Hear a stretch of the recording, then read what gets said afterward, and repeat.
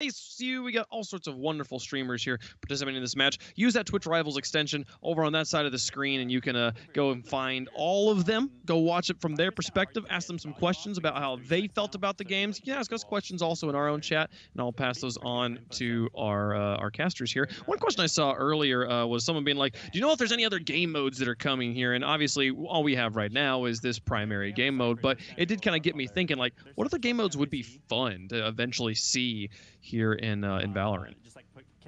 For me, I've always been a fan of like capture the flag. I don't know whether that would work necessarily in this game, but I love those kind of games where you have to push into someone else's base, take something, and then retreat back, so that it gives the opposing team like two chances. They've got to try and stop you from taking the flag, and then they've got to try and get that flag back from you. I don't know whether it will happen, but that's just me spitballing. Oh man, Trindamere just gifted 100 subs to Dr. Must be Lupo. nice. Must be nice, Lupo. I bet that's Riot Trindamere, the Riot developer. That's super cool. Love to see the love going around from people here. Yes, it is nice, Golden Boy, to go 100 subs. You know, just must be nice. Stop being jealous, okay? I'm just messing. Just be happy for my boy Doctor here. I'm happy for him. I'm happy for Lupo. Going back to the capture the flag thing, seeing my brain immediately went to Omen, like him going into the base, grabbing the flag, ulting back in his base. Cool, we got it. You know, I feel you didn't make it to where he couldn't carry the flag while in ult, but so it'd be really funny just for them to put the game mode in and then just watch the players break it. Yeah, and see what can happen with it. This is gonna be the first time we're seeing Haven as well. By the way, this is the first time we're seeing Haven. I just realized this is the room where we saw Jet in the opening like teaser trailer from the Riot 10 video, where she does her ult the first time when everybody freaked out over this game. This is super cool. So what's different here about Haven? The main thing is 3 sites. You can see there is A, B, and C. So there is going to be more places where you can plant the spike, but it's also more places that defensively you have to cover. There's going to be more angles, more entry points, but it does free up the ability for you as a defender to be a little bit more aggressive, because there might not be as many angles that the attackers are going to be watching. If they're all pushing towards A site, someone on C, for example, is going to be able to slowly loop around and get behind you. This place where Lupo is pushing towards now is like the kind of the heaven area where it watches over the A site, a very commanding area, but you do need to be careful when you jump out of this window. You will take a little bit of full damage if you don't do it successfully with an ability. But Lupo picks up the kill onto Ace you, so that's a huge one for him. However, he is in a 1v3 here, so he has a lot to do, and Flom will just pick him from across the map. Yeah, very well done there on the pistol round. They just really stuck together. And sometimes I've noticed a lot of players in the early game when I was playing like matchmaking and stuff, and this is probably just because of the nature of matchmaking, people were just grouping up together early and going and chasing after the fights rather than concerning themselves too much with trying to, you know, just be sneaky, play around sites. Everyone kind of has their own style and how they go about it, though.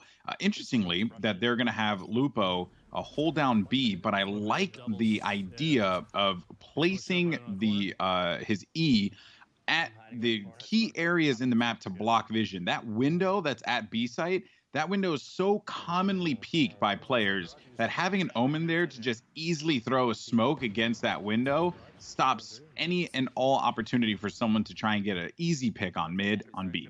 Yeah, you might be wondering, well, how is he so successfully getting that pinpoint accuracy? In the top left-hand screen with the minimap, he can actually see where he's positioning the dark cover and where those little purple shadow balls are going to be. So that's why he is so accurate. And it is such a good tool both defensively and offensively, which is why I personally fell in love with Omen. But at the moment, for Lupo, it's just about watching this entry to B. He has to ensure that no one can get through there, because otherwise then people can start flanking, but the rest of his team have fallen elsewhere. So he's now going to have to try and do some work, but they have ecoed this round. He only has the pistol. It's going to be very difficult. Yeah, that was a rough battle there, but it will be Summit, the last player left alive. Will have himself that silence SMG to see if he could take advantage of it. If you look at the double doors there and you notice that some stuff actually fell off from it, what that is that the double doors are actually not, they don't have any wall penetration. You can't wall bang through them at the beginning. You shoot through the wall, you shoot at the wall, excuse me, to shoot through the wall, if that makes sense. So you have to break that shielding on the doorways in order for you to be able to shoot through the double doors. So yeah. I actually kind of like that addition because it gives Garage a little bit more strength. Well, apparently, originally, that wasn't there, so you could just shoot through the walls and the armor wasn't there, but it was just everyone was getting rinsed through that door. Like, if you were trying to hold it, you were just getting absolutely plowed through. So they added that, and I think it is a really good addition, as you say, because it just gives you that little bit of protection if you're trying to defend. And defending should be harder on this map because there are 3 sites, so there's just so much more angles that you have to be conscious of. But people have to be aggressive. It almost opens up the garage. It opens up the garage. If that wasn't there, it opens up the garage, and it gives them free access to the back of B and the back of C. It would have been too much. When does this thing expire? How long? One thing I've noticed just playing matchmaking is people are generally quite scared to push through a chokehold. It's dizzy. Oh my goodness gracious. What does that man eat for breakfast? Gets a 3K, and the spray control was insane there, and the spray transfer. Sublime. And this is just a taster of what some of the best players can do. Yeah, Dizzy, known for his ability at the early start of Apex Legends. Still, though, a phenomenal FPS player. That's going to be number 4 for him. Maybe trying to go for this ace here. Is it going to happen? Going to be going up against a breach, and that's the ace for Dizzy. Came around the corner. What a Chad. I love it. That was disgusting. Dizzy got an ace and it made Ace dizzy, man. That was what a play. You noticed a few times there as well, like people were challenging him. You could argue unnecessarily when you know that someone is just their shot is on and they are like just absolutely obliterating everyone. You can take a more passive angle and you can try and encourage them to come towards you. Of course, you have to reconsider the spike and where the plant's going to be, and do you want to give them the ability to flank around. But certainly, if you're just walking out openly to someone who knows where you are, then you are going to put yourself in a tricky situation. As I say that, he gets stuck in a tricky situation of his own, and he will just find himself stuck in that ice. Sometimes it just be like that, but that's okay. After you had a round like that where you just beast moded on every single person that was in the server, it's okay. It's okay to kind of slow down here for a moment. That being said, you are going to have Tim the Tatman taking advantage of this. That is going to be one of the many Molotovs that are in the game. You have one for Phoenix, but Brimstone also has one called Incendiary. It's basically a grenade launcher. And that is a easy win there on that round. Just did not pan out the way they wanted. But despite that, though, 3-1 scoreline. So just touching on that, you know, you got for Phoenix, you have the Blaze, which throws down the fire, heals him, right? But hurts your teammates, and it also does significant damage to your opponents. Does not last that long, though. But the difference for Brimstone's Incendiary is that it actually is a grenade, so it bounces. Unlike Phoenix's, that does not bounce. So it's really like line of sight dependent. And those of you who are big fans of Counter-Strike and know how important incendiaries can be, like Molotovs, for example, if you're protecting a spike that's been planted and you know your opponent has to defuse it, if you just chuck that down on that spike, they ain't defusing it because they would just be sitting and they will burn. So it's a really good ability to hold on to for those situations. I certainly found personally I was able to win rounds just because of the incendiary. So that's going to be something you need to watch out for and you need to take into consideration when you're pushing onto a site and leaving yourself enough time to defuse. A reminder, 7.5 seconds to defuse the spike. Dizzy there got the indication. He got flashed out, saw a player around the corner. That was Lupo, who was just trying to be sneaky, but unfortunately will pay for that with his life. 5v4 now. They were looking to make the push onto Garage, but it didn't really pan out that well for them. The Phoenix there kind of stopped the push with the flash, but now that they're going to have this free reign on the A site, here comes the move. Also the slow up top, it is going to land right on Heaven. The revive comes in as well. Resurrect, Dizzy just really being there for his team. And this has just been that right there is a good indication of how we can expect to see players react to these plays. They knew that push mid wasn't really going to happen, so they just go ahead and rotated. They had sight right away, and look at this here. The shots lining up for Dizzy. One player left alive. Flom for the cleanup. That's Mendo, and that's going to be round 4. And Dizzy just using all of the abilities there for Sage pretty much. Just jumping onto site, throwing down the slowing orb, healing as well, and reviving someone at the same time. Had a wall if you wanted it. Like, the fact that you've got so much utility available with Sage makes her so powerful for both attacking and defending. Even though I'd say she was more of a defensive character, if you put her in the right hands, she can be so scary when you're attacking as well. Yeah. She is really, oh, that was actually pretty clever. So what Flom did was he deployed those trap wires at the early start of the game, rather than putting them in areas where, you know, he may think that like going ahead or whatever. Because people always say like, well, how do you use a player like Cypher, who is a kind of an inherently defensive player? You know, a lot of people early on were asking that question, how do we take advantage of this? But he stops the rotation. So they could like realistically leave C relatively unattended, because he will know when his trap wires get destroyed. He will know when someone activates the trap wire. So they know that C is going to be, basically they don't have to worry about that left side of the flank. But here we go. And he is deploying, getting the enemy positions, knows exactly where one player is going to be coming around the corner. They have full vision. The cage is out. Player is going to be on the opposite side there. Very well done. His ace is on the cleanup, but he does get picked off by Mendo, who secured himself a double. He has to be careful about the player that was creeping around in the back now. It's going to be a 2v3. What we're going to see here from Flom with this crazy contrasting colors, but it seems to be working for him so far. And that is going to nail him a shot there onto Mendo. I think that player, that was the Sage that I believe used the wall to go up onto the high ground. Flom, though, nails another.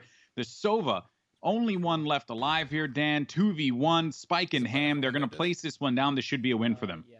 Yeah, unless the Sova can go off, which is entirely possible. Flom just needs to make sure he's with his teammates and they are watching everything and making sure that no one can push onto that site and easily defuse the spike. But you can see he's just trying to gain information by pushing around here. There will be the first initial kill, but Flom's there to clean things up. It got a little bit dicey for a second because he had strayed maybe a little bit too far away from the site. But thankfully, he whipped back round to ensure they got the kill. And they get the round, and they're 5-1 up now. Very commanding lead. Another note for fans who maybe are coming from different games and are familiar with a few of the mechanics that you will find in Valorant, where you place the spike, where you place the quote-unquote bomb, is important, because that whole site there will give you, so long as you're in the box where you can plant the spike, that whole area there will, if you plant it intelligently, will give you vision.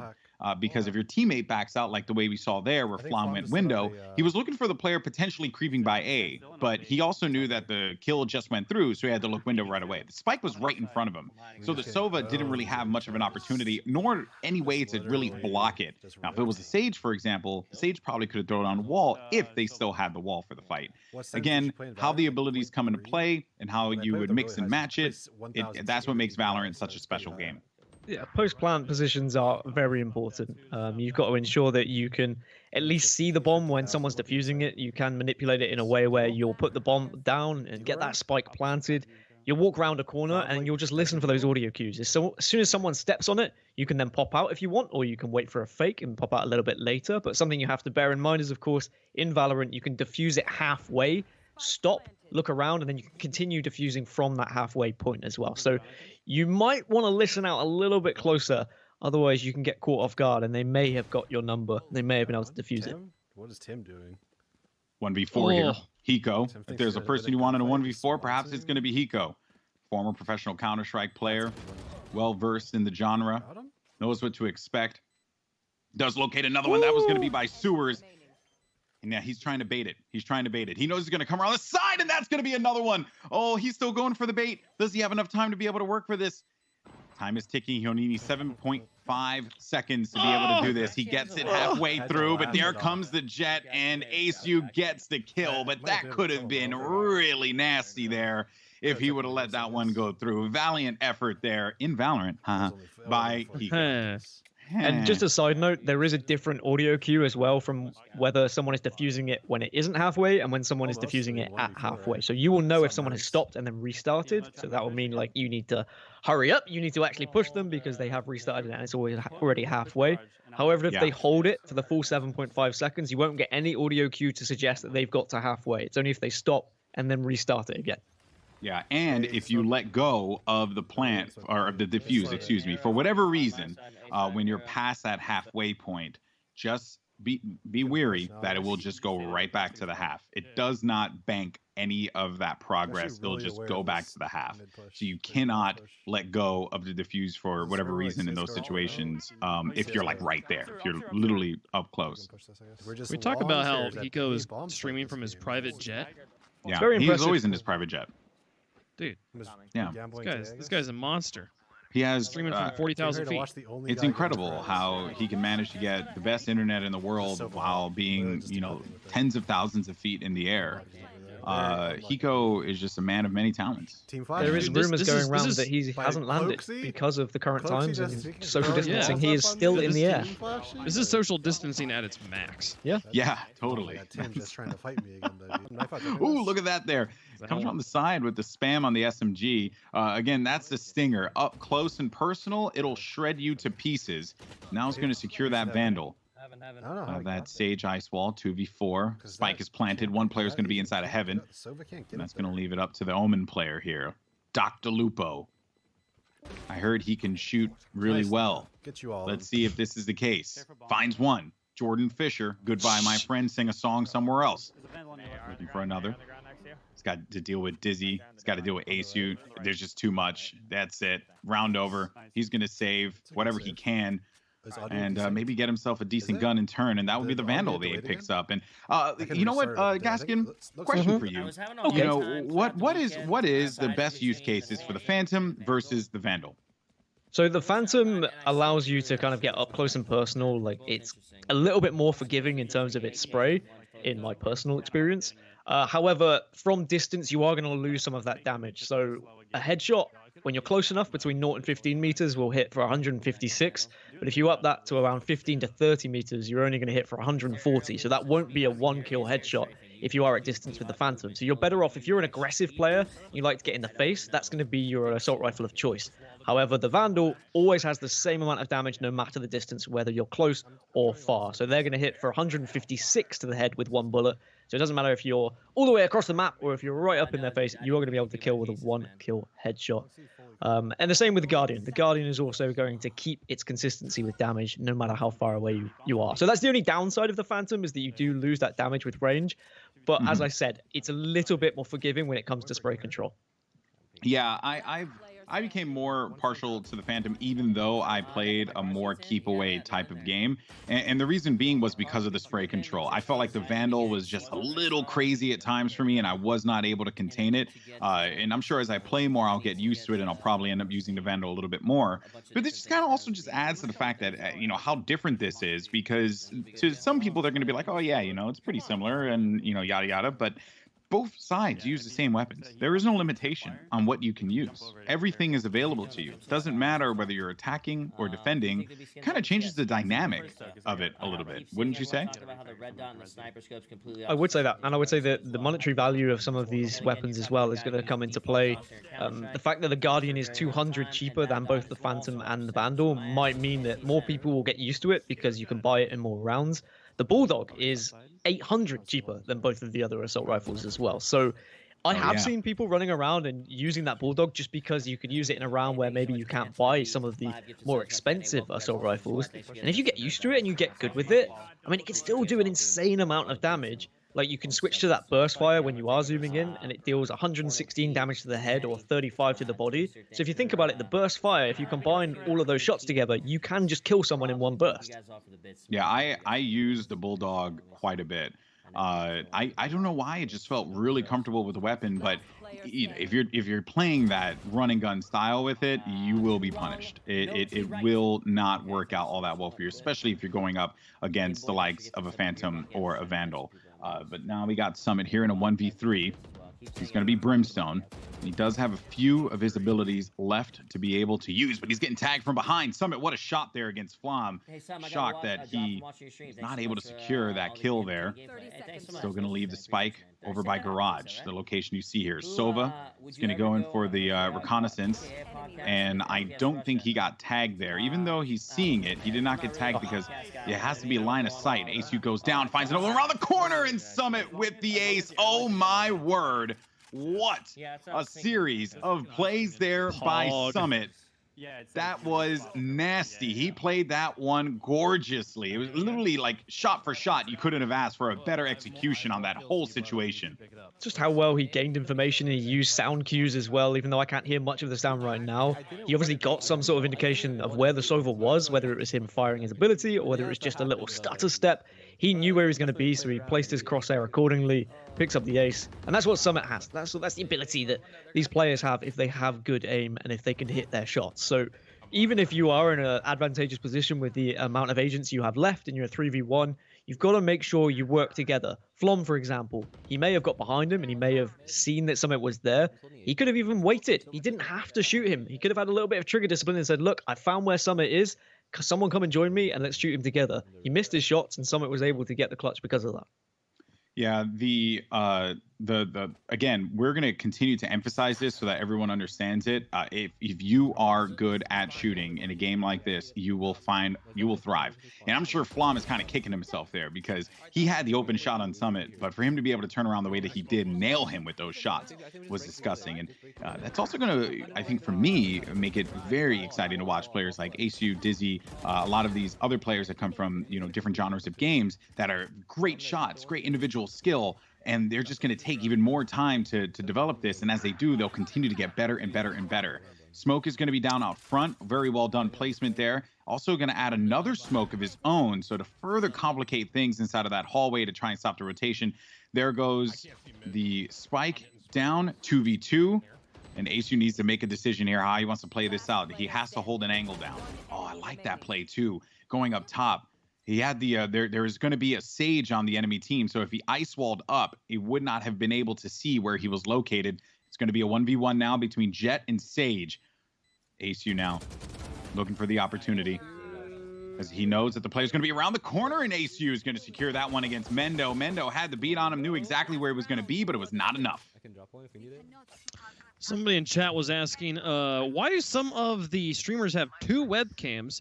And if you look down at Ace's camera there, his hands are in the air, but he's playing the game. How's he doing it with Magic? Well, this gameplay happened over the weekend. They recorded themselves playing, and some of the streamers chose to include their webcam so you could watch their reactions. And so now they're just playing that gameplay back on stream. We're all watching it live, getting to see the games here for the first time, but they are obviously watching themselves for the second time. So one of the cameras is them live right now. You can go to their channel, use that Twitch Rivals extension over on the left to go and find a list of all the streamers playing in the event today. Go jump onto their channel, talk to them about their experiences playing Valorant here. Also vote in our poll right now. The poll is which map are you more excited to try? And actually 59% say Haven. So despite Bind being the more classic and true, maybe like well-known map, there's people who are really excited asking about trying out this 3-bomb site map style.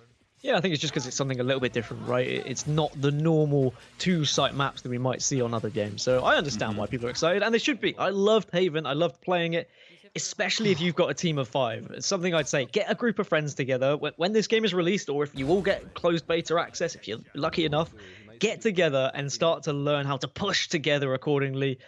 Get executes onto site. That is when you're going to have most fun. If you join and you solo queue, you might get a bit frustrated here or there at the start. Of course, once you get better at the game and you learn more, you can probably solo queue and you can still make a real difference in a game. But I found most fun when I was with my friends. I know Golden Boy didn't have the same because he didn't make an account on EU to play with me, but that's his fault. Well, I mean, one, I'm in America. That's number one. Number two, yes, you're not wrong. Oof, what a shot there, by the way. Tim the Tap Man, hello. I mean, I know he plays Counter-Strike. I'm going to give him some credit there. He does play some CS. He's got some good aim at times. He just always finds a way to die from fall damage. Like somehow, some way, as he's walking around here, he'll like fall into a pit and then die from fall damage. That's not what you want to have happen. Now, the challenging situation for him here is that we got 2 Brimstones against each other. But the other issue, okay, cool. He's going to throw down a few of those smokes, is that he only has 24 HP.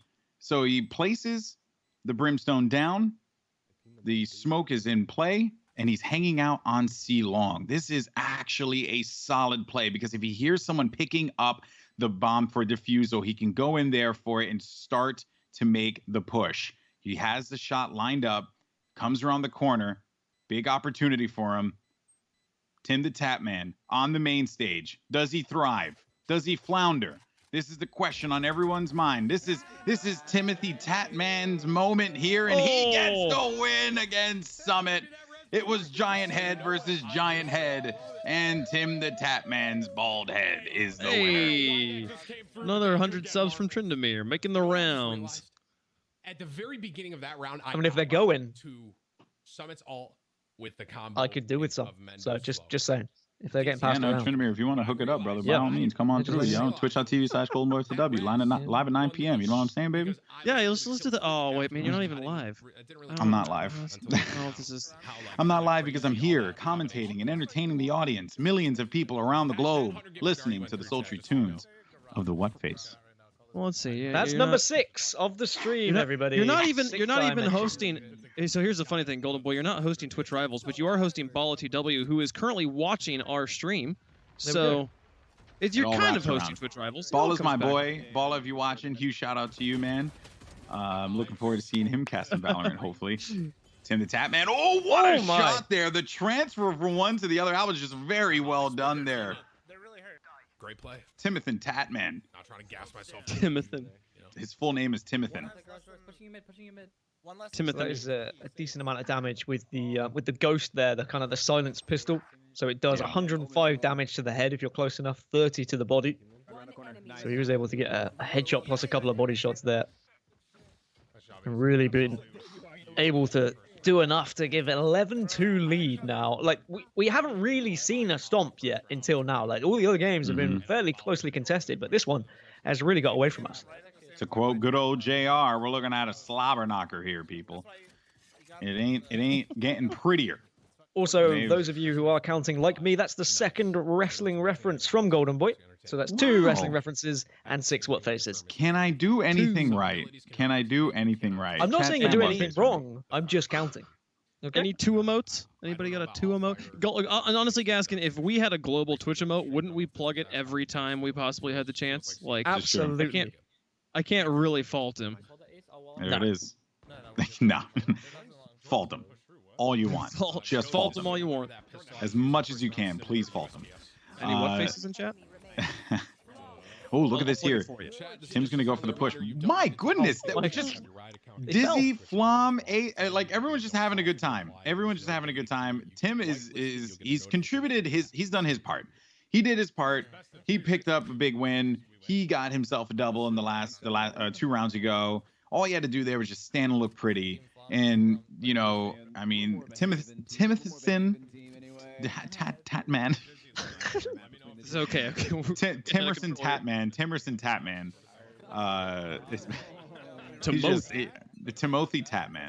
Alex Simply is just somehow needs to be making himself. a tongue twister without realizing it.